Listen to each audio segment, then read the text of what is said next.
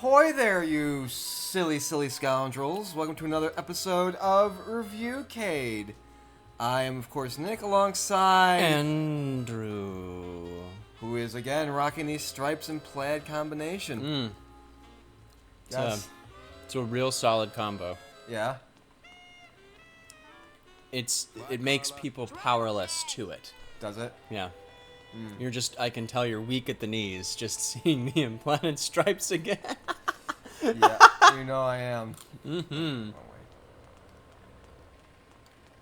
So we just banged the skeleton security guard, right? No, we clearly did not do that at all. Damn it! Yeah, no. We pissed her off to the point, though, where she threw a metal detector that we need out the window. So now we gotta go find that. We gotta go here.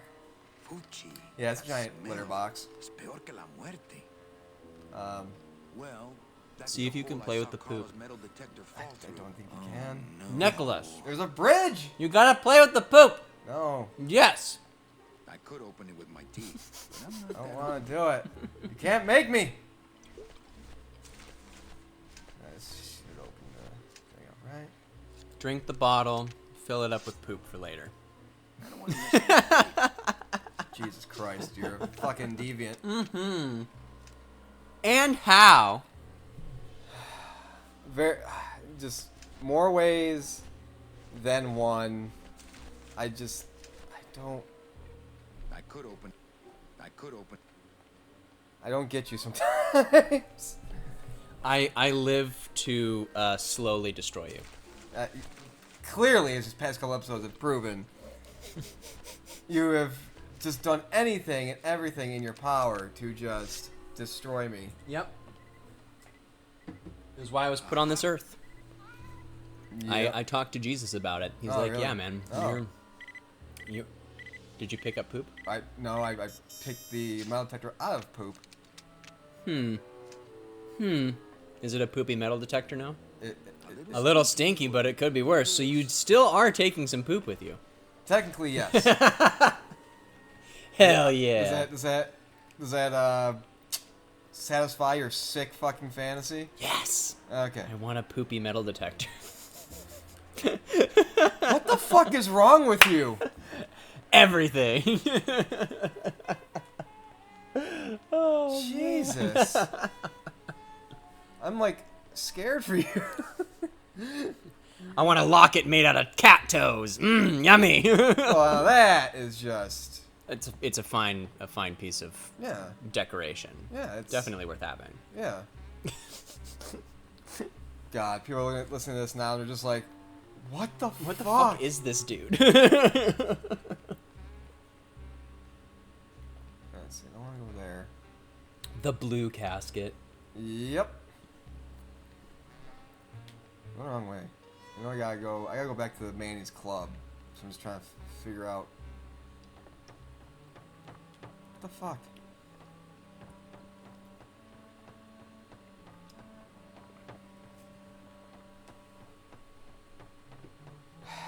Son of a bitch. Oh, I know how I get there. I have to go to this, I believe. I think there's like a way. Go down that pathway? Yeah. Well, Or- there. Well, yeah, there's the. I think down here. Let's see.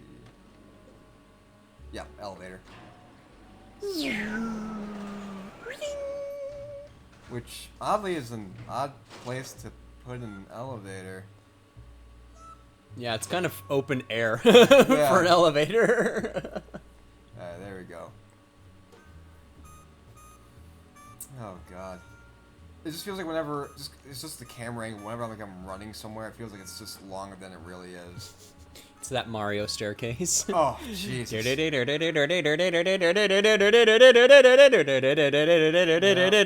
You're just like, stop it! Make me get to the top already! Yeah, with that level when you're face off against Bowser for the first time, and it's just like that long driving, just You mean the third encounter with Bowser? the one where you had to use a stick to like throw him. I thought it was the first one. I'm talking about the stairway to get up to the last Bowser. Oh no!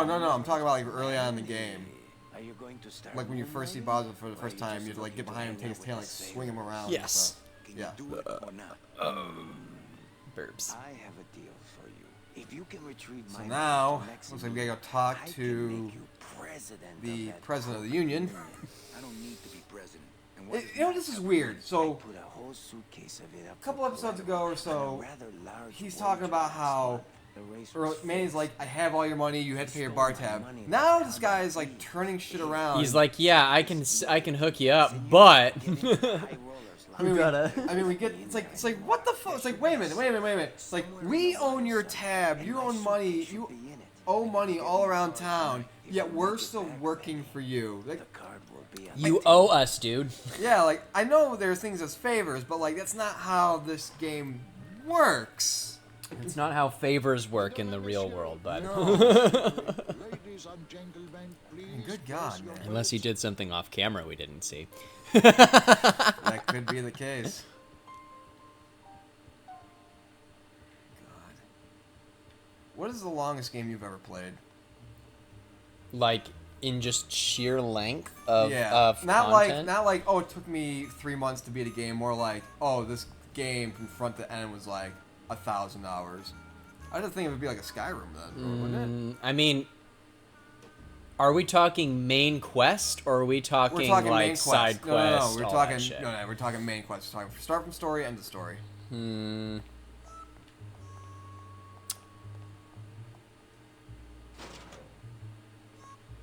I want to say Final Fantasy IV. Okay. I mean, I put a lot of hours into it, and I went for the secret ending, which was you had to go kill all of the dark summons, Yeah. including basically Dark Ultra Zero Miss, which was like the final form of him. But longest general running game. Yeah.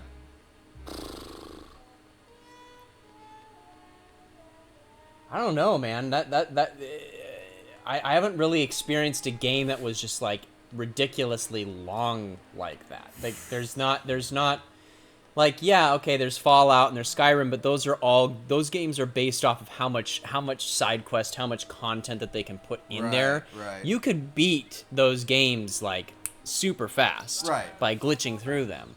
But on a sheer length level, I would say any Final Fantasy game that I've played has been exceedingly long. My past, young Most, I would say those most, doors and drive. the longest has to be My name is Raul. Final Fantasy IV. It was just the amount of time that I put into completing it, because in order to get to the final boss, you have to be to the secret final boss, Zero Miss EG, or Zero Miss Easy Game, which is not true. He was one of the fucking hardest fights I've ever had. You had to be level 99 on all of your characters. So it was really? grind, kill all of the dark summons, and then you get to go to the dark version of the lunar interior. It was a lot. It was a lot of time. So I would, Final Fantasy IV is probably the longest I've spent in just a campaign. One from beginning to end. For me, it was Grand Theft Auto Vice City. It took me so long. Actually, Grand Theft Auto 3 took me the longest time. And it was under my own stupidity that it took me the longest time from front to end. Simply because... The old cat race, man. So, my stepbrother Tell got me about it. GTA 3 when it was released. Mm-hmm. I'd never played, up to then, I'd never played any GTA game at any point. Never played 1, never played 2, so 3 was my first thing. Okay. For about a good, maybe few hours, I thought the point of the game was, I didn't know there was missions, I didn't know there was really a story, I thought the whole point of the game was to get your wanted level up. And I was an idiot. And because of that, then Did you obey the traffic laws and play GTA? No, I didn't do that. I didn't do that at all. I it was just one of those things where, like, I never played before, so I was, part of it was just like, going around and seeing how things work. But then my brother's like, Nick, there's missions that you have to do, and I'm like, oh, that makes sense. You know, so I'm just, yeah. So Grand Theft Auto was probably the longest. I mean, Final Fantasy 15 is up there. Fallout 4, you know. So it's just. Charlie's money. I mean, yeah. There wasn't one where I was like, oh yeah, no, from start to finish, it took me this, you know, a week. Because a lot of times it'll take me like 3-4 days tops to beat a certain game. But yeah, I would just say like Grand Theft Auto 3, Vice City around there, because strictly because I was like learning the ropes and how to play and stuff like that. It makes me think about different playthroughs for some of these games that we've played. I would really love to do a true pacifism run through of like Fallout 4 or Skyrim, like pure charisma, like a tanky charisma motherfucker who doesn't kill anything. I do have Fallout 4, so it is a possibility we can do. It is a possibility, yes. Down the line.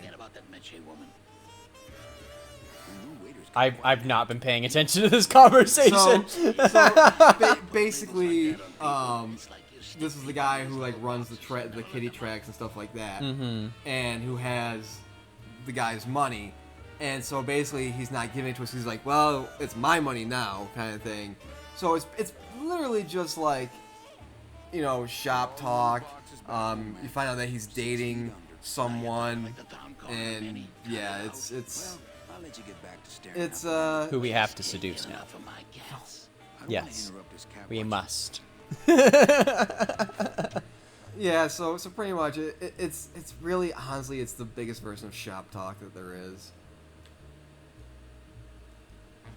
Again, okay. Ooh, who's that? Oh, hey, whoa. Yo. Hey, look, he's wearing plaid too. Now, if only he had striped pants. Then I mean, it'd be like, hey, I didn't know you're in the game. He's in the game, man. Take this turkey baster. Looks like a turkey baster. For reasons. Just stab somebody with it. Oh, dude, he rolls the barrels, Yeah, climb yeah. up the ladder, and get in a barrel. There's gotta be a way where I can like not. Okay, I'm about to say there's gonna be a way I can like not get in. So I can't climb. Ooh, what's in here? Ooh. Looks like cans of some. Oh, I really hope this is. So canned meats. Let's go over here. See if we can go down here.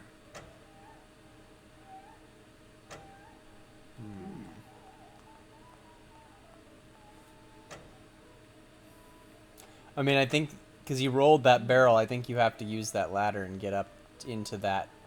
Well, that's that an awkward barrel. way to climb a ladder. Just walk up it. There's no opening. No opening. Wow. Wow, this really was a late 90s game. Jesus Christ. Okay, so let's see. So I got up there. I'm trying to think here what needs to be done next. Let's see. So I got the VIP card, went in there. I don't think this pertains to the story at all. Oh, there he is. Oh, I had to leave and go back. Wow, what a hunk. Look at that hairdo. I forget in this game that it's so old that there are things where like you have to like walk out of a room and then walk back into a room. Yeah. Wake Wake up, S.A. I'm trying to get some sleep over here. Going down? Probably later. Maybe you could take me down now. Oh yeah, I could take you down. But I can't eat. Jesus. I was waiting for that. I was like, take me down. No, down in the elevator. I want to go down in the elevator. That's true. They wouldn't see me hit you. What? This guy just like loves. He loves violent. I mean, Like, he is a demon, so. Yeah, he's a demon, but also it's like maybe he's a bouncer in his part time. So like, hey, we go outside and rough you up a little bit. Why can't you hit customers anymore? It makes no sense. The days of when you just beat the shit out of a customer. There literally should just be a day in I know we touched on the subject in the previous episode, but it should be a day where if you work in retail or any customer service industry, like maybe like May 5th or something like that, you don't have to abide by the whole customer's always right. You can just, if a customer's giving you attitude, you can give it back and not have to worry about losing your job. Oh. Like, there should just be like one day a year where you can just get all that shit out.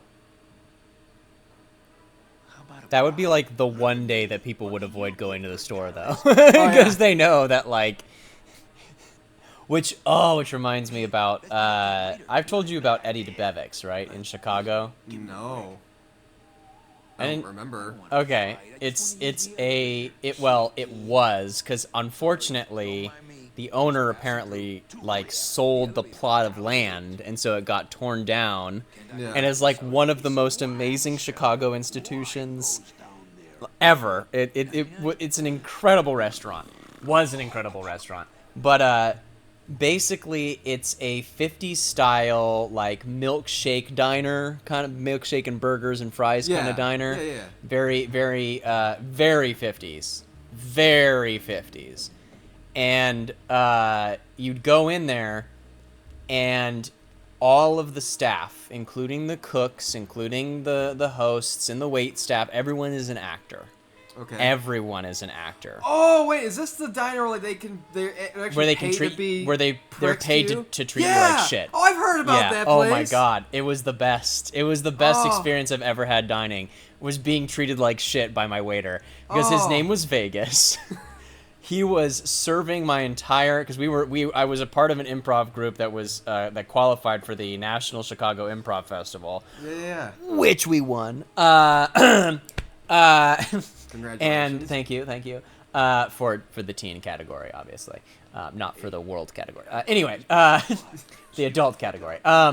So we went to this Eddie DeBevick's, and they have a 50s style radio station in the diner, like an actual radio station that has a host that plays just 50s and 60s. Okay, it's a malt shop, and we went in. We're this huge group of kids, and already Vegas is just like, oh fuck, like, get the fuck over here, and he like sits us down, and he's like, all right, so we got milkshakes, burgers, fries, and standard diner fare. What the fuck do you want? Whoa, that's awesome. And we're all like these young teens, and we're like, yes, this is amazing, and we all decided we're gonna order milkshakes. And everybody's going around, and I'm looking at the menu because of my dietary restrictions, and he gets to me, and I'm still looking at the menu, and there's only really two options. There's strawberry, chocolate, or vanilla. Well, that's three options. There's only like there's limit. It's not like you can get customizable. There's only three options. And he looks at me, and he's like, "What's taking you so long? You only got three options, you dumbass." Wow. And I was like, I'll take strawberry. And he's like, yeah, you'll have strawberry. He walked away.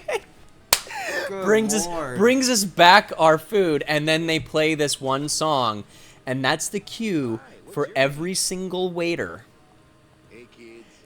to get up on the table, like stand on the table, the nearest table, doesn't matter if they're serving it or not, and just start dancing. Wow. And Vegas just gets up, and he's just dancing his heart out, and then he gets down, and we're all like applauding, and he's like, shut the fuck up, eat your food. It was the best. Oh, such a great memory. And now it's gone. Now it's completely, like, it was one of those stops that you made in Chicago because it was an institution. It's like going to the Seinfeld restaurant. Or it's like, or if you're in New York, going to, what is it, Jekyll and Hyde's. Oh, Jekyll and Hyde's, Jekyll and man. Hyde's is so great. So for people who don't know, Jekyll and Hyde's is a restaurant in New York City where it's everything, again, you have actors there, and it's all themed like Dr. Jekyll and Mr. Hyde, stuff like that. And It's just Halloween, scary horror yeah, type it's just food. they got like electric, like little thing you can go up and upstairs. They got a little kind of like museum-esque thing where it's got like an electric chair, all shit. Like it's really fascinating shit. But like of course like to add to your bills like an entertainment fee was like $15 really, which is fine. But like they have like a show and like the whole like lights go out and stuff like that. Like it's legit great. It's fucking awesome. That also makes me think of, just the bar life in New York, in New York City in general, is phenomenal. But there is one place, for those who have not gone, who are going to go, that everyone should go. It's like one of the best bars in all of New York is the Fat Black Pussycat. I've heard about this. Oh my god! Yeah. Ah! It's like the perfect speakeasy, low lighting, good, just like it's just jazzy, like sultry music. It's the kind of bar you go to if you want to get fucked.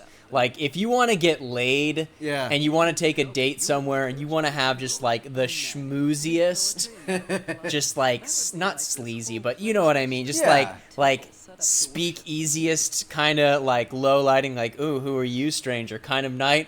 Oh my god, Fat Black Pussycat is my favorite bar in all of New York City. And I've been to a lot of bars in New York City. I drank a lot when I lived there, but that place was the spot to go if you wanted to just have like a nice like schmoozy time with somebody. Oh my god, that was the spot. Go to Fat Black Pussycat. This is not I'm not endorsed or brand this is not a brand deal. It's not a brand deal. It's not sponsorship at Can you imagine that a bar in New York, a single bar, not a franchise, it's just like, yeah, we love these guys, endorse them. Yeah. Oh god. So this is the guy we talked to that runs the track. This is his girlfriend. Apparently she's schmoozing with his lawyer. And